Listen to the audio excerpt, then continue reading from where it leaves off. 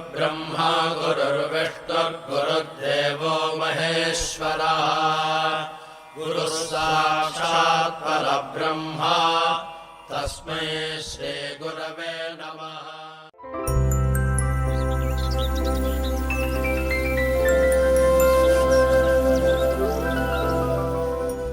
ഓം ശ്രീ സായിരാം. പ്രശാന്ത് നിലയത്തിൽ നിന്നും സ്നേഹപൂർവം സായിരാം.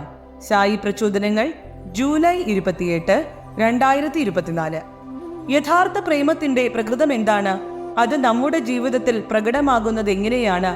ഭഗവാൻ ഇന്ന് നമ്മെ പ്രേമപൂർവം പ്രചോദിപ്പിക്കുന്നു. പ്രേമസ്വരൂപരെ, നിങ്ങൾക്ക് ഈശ്വരപ്രേമം നേടാനായാൽ അവിടുത്തെ കാരുണ്യം നിങ്ങളിലേക്ക് പ്രവഹിക്കും. പ്രേമം സർവ്വതും നൽകുകയും ക്ഷമിക്കുകയും ചെയ്യുമ്പോൾ അഹന്ത എല്ലാത്തിനെയും സ്വീകരിക്കുകയും വിസ്മരിക്കുകയും ചെയ്യുന്നു. ഉദാഹരണത്തിന്, നിങ്ങളുടെ മകൻ വീട്ടിൽ നിന്നും ധനം മോഷ്ടിച്ചുവെന്നിരിക്കട്ടെ, നിങ്ങൾ അവനെ പോലീസിന് കൈമാറുകയില്ല.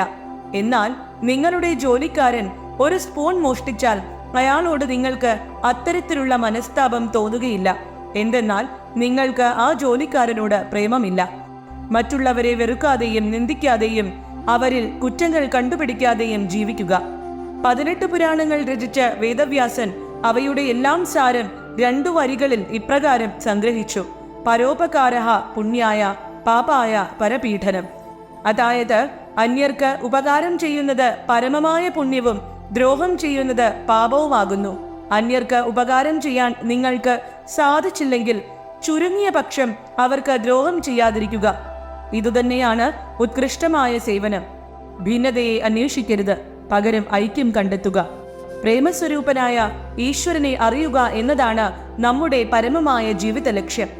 ആ അനശ്വര പ്രേമത്തിലൂടെയാണ് നിങ്ങൾക്ക് ഈശ്വരനെ മനസ്സിലാക്കാൻ സാധിച്ചതെന്ന് സ്വയം ബോധ്യപ്പെടുത്തുക. പ്രേമത്തിന്റെ പ്രകാശത്തിൽ വിശ്വാസമില്ലെങ്കിൽ നിങ്ങളുടെ ജീവിതം അന്ധകാരത്താൽ നിറയും. 1975 ഏപ്രിൽ 4 ഭഗവാൻ നടത്തിയ ദിവ്യ പ്രഭാഷണത്തിൽ നിന്നുള്ള പ്രസക്ത ഭാഗം.